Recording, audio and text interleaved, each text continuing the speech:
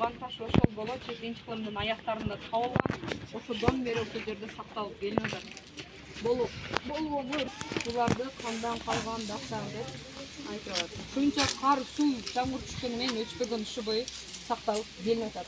Кайра чыкканыбыздан кийин дагы карайбыз дегендер болсо карай берет. Азыр ичкерилерге бөлмөлөргө жүрөлү, Сияктан баштап жүрөйүңүз. Ичекте баштайын.